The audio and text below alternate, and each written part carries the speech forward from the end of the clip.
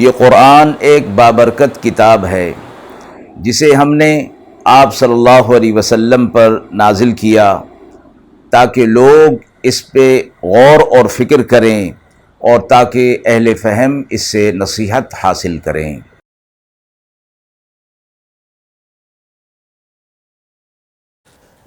بسم اللہ الرحمن الرحیم۔ السلام علیکم ورحمۃ اللہ وبرکاتہ۔ ناظرین کرام، درس قرآن مجید کے آج کے اس پروگرام میں ہم سورۃ الانبیاء کی آیت نمبر 34 تا 41 کا ترجمہ اور تفسیر پیش کر رہے ہیں، اور آخر میں پوچھے گئے سوال کا جواب ہوگا۔ اعوذ باللہ من الشیطان الرجیم، بسم اللہ الرحمن الرحیم۔ وما جعلنا لبشر من قبلك الخلد أفإن مت فهم الخالدون كل نفس ذائقة الموت ونبلوكم بالشر والخير فتنة وإلينا ترجعون وَإِذَا رَآكَ الَّذِينَ كَفَرُوا إِن يَتَّخِذُونَكَ إِلَّا هُزُوًا أَهَذَا الَّذِي يَذْكُرُ آلِهَتَكُمْ وَهُمْ بِذِكْرِ الرَّحْمَنِ هُمْ كَافِرُونَ خُلِقَ الْإِنسَانُ مِنْ عَجَلٍ سَأُرِيكُمْ آيَاتِي فَلَا تَسْتَعْجِلُونَ وَيَقُولُونَ مَتَى هَذَا الْوَعْدُ إِن كُنتُمْ صَادِقِينَ لَوْ يَعْلَمُ الَّذِينَ كَفَرُوا حِينَ لَا يَكُفُّونَ عَنْ وُجُوهِهِمُ النَّارَ وَلَا عَنْ ظُهُورِهِمْ وَلَا هُمْ يُنصَرُونَ بل تأتيهم بغتة فتبهتهم فلا يستطيعون ردها ولا هم ينظرون ولقد استهزئ برسل من قبلك فحاق بالذين سخروا منهم ما كانوا به يستهزئون۔ آیات مبارکہ کا ترجمہ ملاحظہ فرمائیں۔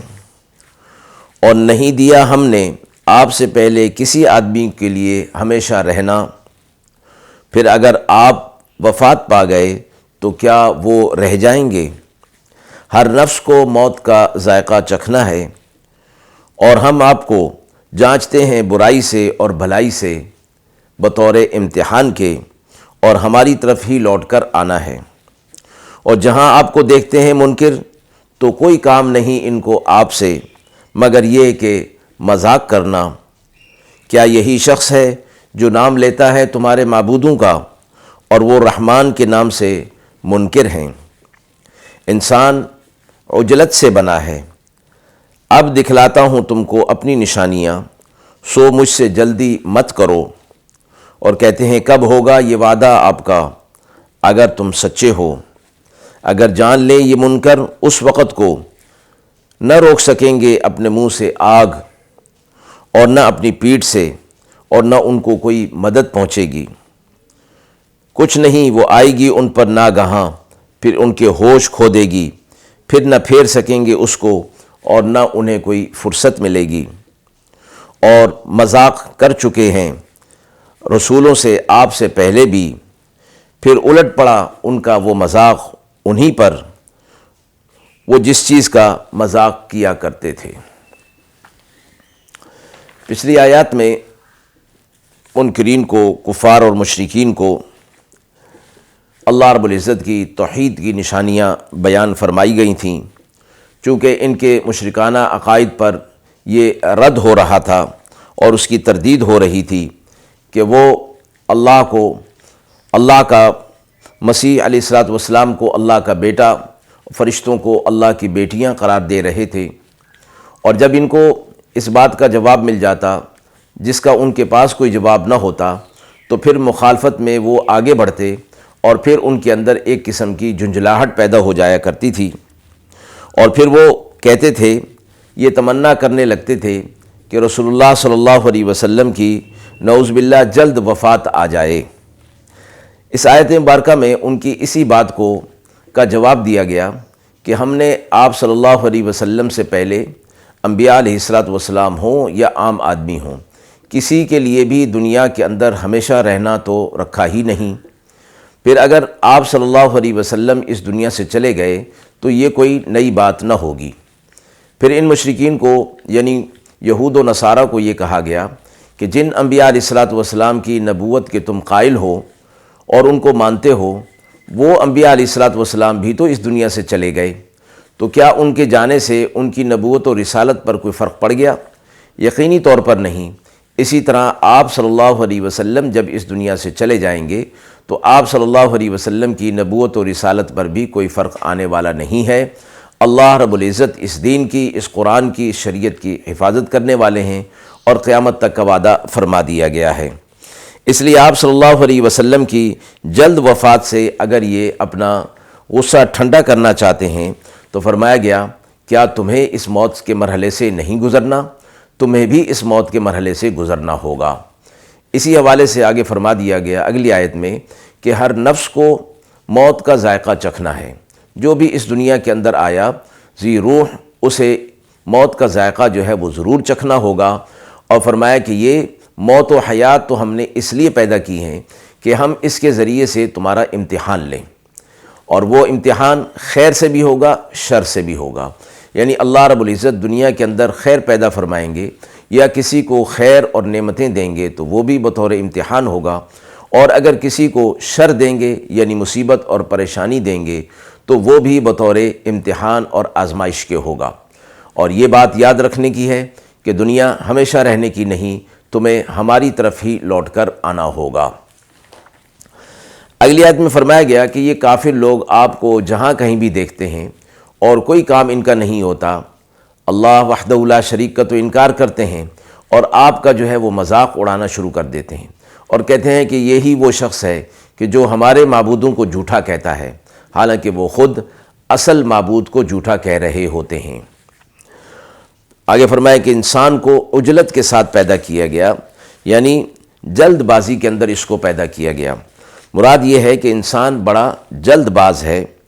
حضرت موسیٰ علیہ السلام کوہ طور پر اپنی قوم کو چھوڑ کر جلدی تشریف لے آئے، تو اس پر بھی انہیں فرمایا گیا، عتاب فرمایا گیا کہ آپ جلدی کیوں آ گئے، اور فرمایا کہ یہ جلد بازی کا مطلب یہ ہے کہ انسان کی جہاں اور بہت ساری کمزوریاں ہیں، وہ ایک کمزوری یہ بھی ہے کہ وہ جلد باز واقع ہوا ہے۔ البتہ کچھ چیزوں کے اندر جو شریعت کے مطابق، حدیث کے مطابق جلد بازی کی بات ہے، یعنی اس کو جلد کر لینے کا حکم دیا گیا ہے، وہ اس عجلت کے اندر اور جلد بازی کی مذموم صفت کے اندر نہیں شمار ہوتا۔ یعنی فرمایا گیا کہ فاستبقوا الخیرات، نیکی کے کاموں میں جلدی کرنا چاہیے، آگے بڑھنا چاہیے۔ اس لیے اس طرح کے کاموں میں یعنی نیکی کے کاموں میں اگر جلدی کی جاتی ہے تو وہ جلد بازی کی مذموم صفت کے اندر شمار نہیں کی جاتی۔ آگے فرمایا کہ یہ لوگ کہتے ہیں کہ وہ عذاب جو آپ ہم سے بات کرتے ہیں کہ اگر ہم نے جھٹلایا تو عذاب آئے گا، وہ عذاب کہاں ہے؟ آپ ہم پر واقع کر دیجئے اس عذاب کو اگر آپ سچے ہیں۔ جواب میں کہا گیا کہ اس عذاب کی جلدی نہ بچاؤ، اللہ رب العزت اگر چاہیں گے تو دنیا کے اندر تمہیں عذاب ضرور دکھا دیں گے۔ جب قیامت کے دن ان پر عذاب آئے گا تو نہ سامنے سے نہ پیٹھ کی طرف سے یہ عذاب کو روک نہیں سکیں گے، اور نہ ان کی وہاں پر کوئی مدد کی جائے گی۔ ناگہانی طور پر ان کے اوپر وہ عذاب آ جائے گا، ان کو فرصت بھی نہیں ملے گی۔ اور آپ سے پہلے بھی آپ صلی اللہ علیہ وسلم کو خطاب کر کے فرمایا گیا کہ آپ ان کے مذاق اڑانے سے دل کے اندر جو تنگی محسوس کرتے ہیں، تو آپ سے پہلے بھی انبیاء علیہ السلام کا مذاق اڑایا جاتا رہا ہے، لیکن وہ بھی صبر کے ساتھ، ثابت قدمی کے ساتھ حق کے پیغام کو پہنچاتے رہے۔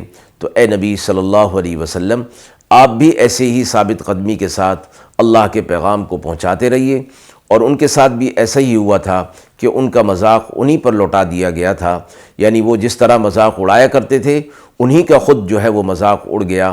دنیا کے اندر اللہ کا عذاب ان کے اوپر آیا، اللہ رب العزت نے انہیں عبرت کا نشان اور سبق درس جو ہے وہ سبق کا بنا دیا۔ آیت کے حوالے سے سوال پوچھا گیا ہے، کیا قیامت کے دن فرشتوں کو بھی موت آئے گی؟ کل نفس ذائقۃ الموت کے اندر جو فرمایا گیا کہ ہر نفس کو موت کا ذائقہ چکھنا ہے، اس سے مراد زمینی جاندار ہیں کہ ان سب کو موت آنا لازمی ہے۔ ملائکہ اس میں داخل نہیں، اس میں اختلاف ہے کہ قیامت کے روز فرشتوں کو بھی موت آئے گی یا نہیں۔ بعض حضرات نے فرمایا کہ ایک لحظہ کے لیے تو سب پر موت طاری ہو جائے گی، خواہ وہ انسان ہو یا فرشتے ہوں۔ بعض حضرات نے یہ فرمایا کہ فرشتے اور جنت کے حور و غلماں موت سے مستثنا ہیں، انہیں موت نہیں آئے گی۔ ایک حدیث مبارکہ میں یہ آیا ہے کہ ہر چیز کو موت آ جائے گی سوا اللہ کے، اور قرآن مجید کی ایک آیت بھی اس پر گواہ ہے کہ کل شیء ہالک الا وجہہ، ہر چیز ہلاک ہو جائے گی سوا اللہ کی ذات کے۔ مراد اس سے مفسرین نے یہ فرمایا ہے کہ ایک وقت ایسا آئے گا کہ جب ہر چیز کو موت دے دی جائے گی اور صرف اللہ کی ذات باقی رہ جائے گی، پھر اللہ رب العزت انہیں دوبارہ پیدا کر دیں گے۔ واللہ عالم بالصواب، وآخر دعوانا ان الحمد للہ رب العالمین۔